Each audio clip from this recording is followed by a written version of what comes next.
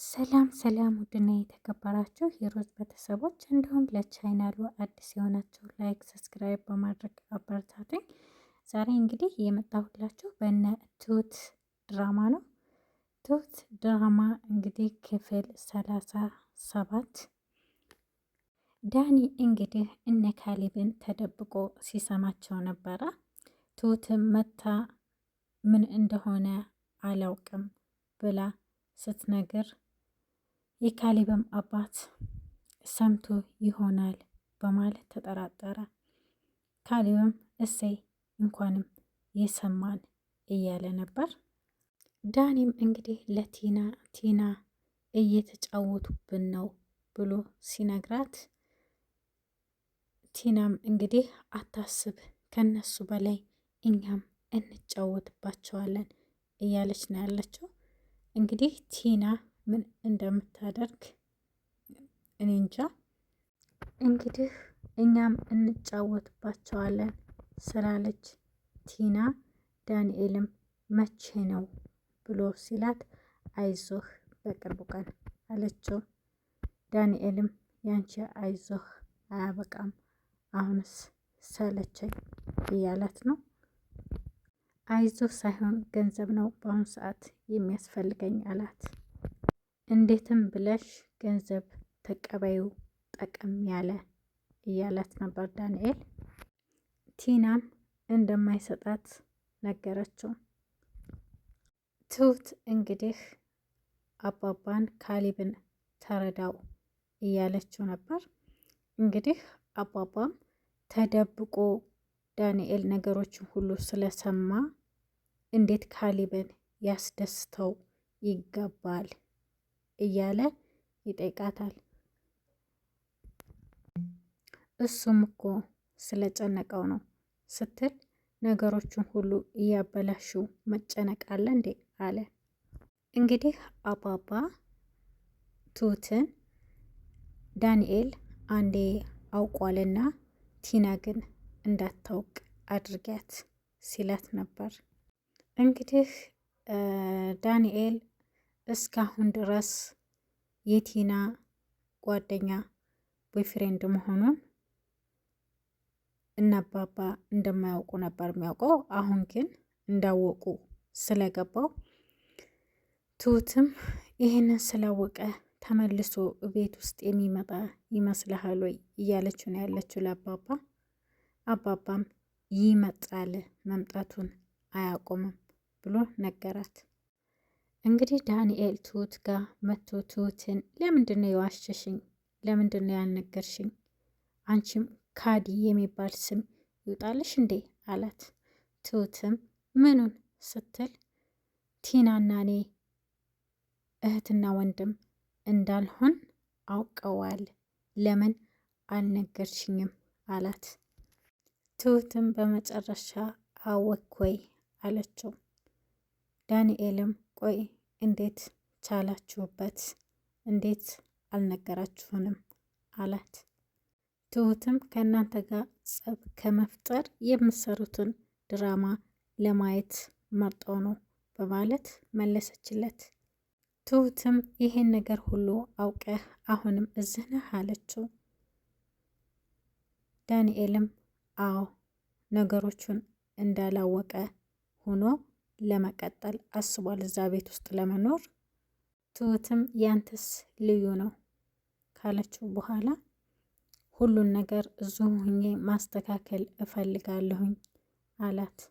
እና ለቲና ነግረሃታል አለችው።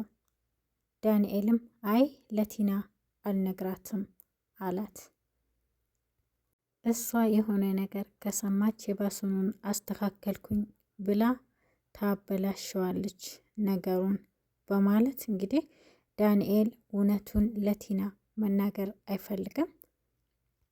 እንግዲህ ዳንኤል ሶፋ ላይ ተኝቶ ነበረ። የካሌብ አባትም በራስጌው ሆኖ ልብ ብሎ ሲያየው ነበር። ዳንኤልም አይኑን ሲገልጠው አባባ ፊት ለፊቱ በራስጌው በኩል ቁጭ ብሎ ነበረ። እናም ዳንኤልም ተደናግጦ እንዴት ምን ነው ማለት ጀመረ። አባባም ምን ነው ተረጋጋ እንጂ ልጄ ዳንኤል አለው። ዳንኤልም ልጅ ያልከኝ አለው። ዳንኤልም ቲናን እዚህ ቤት መቆየት የለብንም አላት። ገንዘብ ያዥና ውጪ ሲላት ቲናም ጠይቄው ነበረ ግን አልሰጠኝም አለችው። እና እስከ መቼ ድረስ ነው በእንደዚህ አይነት ሁኔታ እነሱ ቤት የምንቀጥለው እያለ ነው ያለው። ቲናም እንግዲህ ሳይሰጠኝማ አልፋታውም፣ ከዛ ቤት ምንም ነገር ሳሊዝ አልወጣም እያለች ነው ያለችው። እንግዲህ አንተን ባጣህ እንኳን የጀመርኩትን ነገር አልተውም እያለችው ነው ያለችው። እንግዲህ ቲና ቁጭ ካለችበት ካሌብ መጥቶ ነበረ። አንቺ ሴትዮ አሁንም አለሽ እንዴ ሲላት፣ አዎ የኔ ፍቅር አሁንም አለሁ አለችው። እሱም የኔ ፍቅር አትበይኝ አላት። እሺ ምን ላድርግ አለች። እሱም ከዚህ ቤት ውጪ ተነሽና ውጭልኝ አላት በቁጣ። ቲናም እኔ እንደዚሁማ መውጣት አልችልም አለችው። በአንቺ ምክንያት ከአባቴ ጋር ተጣላሁኝ ብሎ ካሌብም ይነግራታል። ተረጋጋ ካሌብ እያለችው እጇን ጎትቶ ቲናን አስወጣት። እንግዲህ ቲና አስገቡኝ ብላ እየለመነቻቸው በሩን እየቆረቆረች ነበረ። ትሁትም በዚህ መንገድ ከሷ እንደማይላቀቅ ነገረችው። ከነገረችው በኋላ እሱም በሷ ምክንያት ከአባቴ ጋር ልጣላዊ አላት ትሁትም አይ በሷ ምክንያት አይደለም እየተጣላህ ያለኸው ብላ መለሰችለት እና ለቲና ትንሽ ብር ሰጥቷት እንዲፋታት ጠየቀችው። እንግዲህ ካሌብም ቲናን አንቺ ምንድን ነው የምትፈልጊው? እንዲፈታሽ ምን ላርግልሽ አላት። እሷም 400,000 ብር እንዲከፍላት ጠየቀችው። ካሌብም ምንም ሳያቅማማ እሺ እሰጥሻለሁኝ፣ ከሰጦሽ በኋላ ግን ከዚህ ቤት ውልቅ ብለሽ ትወጫለሽ አላት። ፍቻችንን በውጭ እንጨርሳለን ሲላት ተረጋጋ ገና አልጨረስኩም አለችው። ካሌብም ምን ፈለግሽ ሲላት ካንተ ጋር አንድ ቀን እራት መብላት እፈልጋለሁኝ አለችው።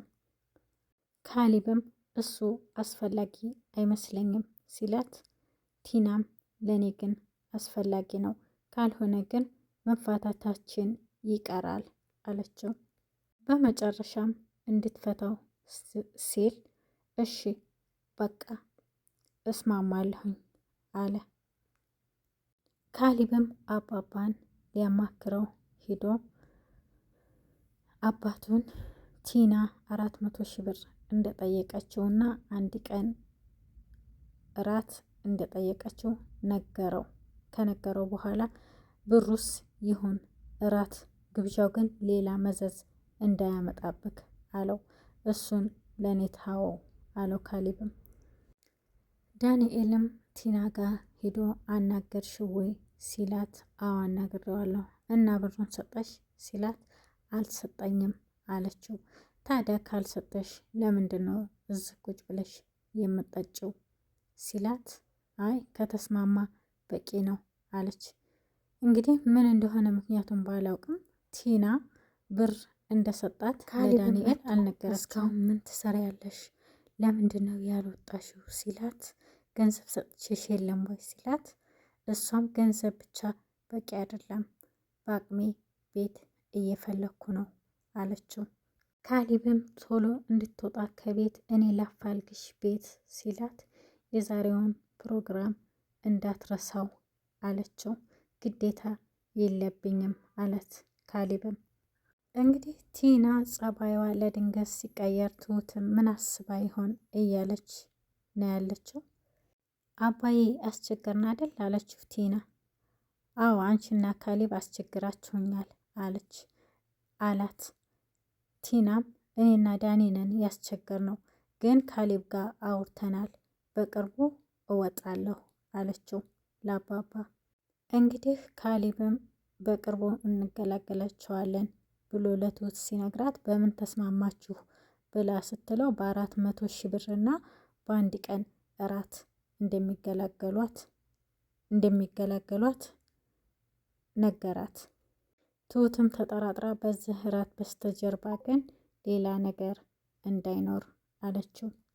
ትሁትም ለዳንኤል የቲና ጸባይ እንደተቀየረ ጥሩ ሰው እንደሆነች ስትነግረው እሱ አይ ይህ እንኳን አይመስለኝም፣ ራሳችሁን ጠብቁ፣ ተጠንቀቁ ብሎ ነገራት።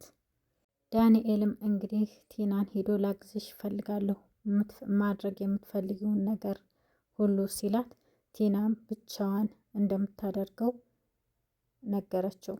አንተ አታስፈልገኝም፣ እኔ ራሴ እጨርሰዋለሁ አለችው። የዛሬው ድራማ ይህን ይመስል ነበር። ከተመቻችሁ ሰብስክራይብ፣ ላይክ አድርጉኝ።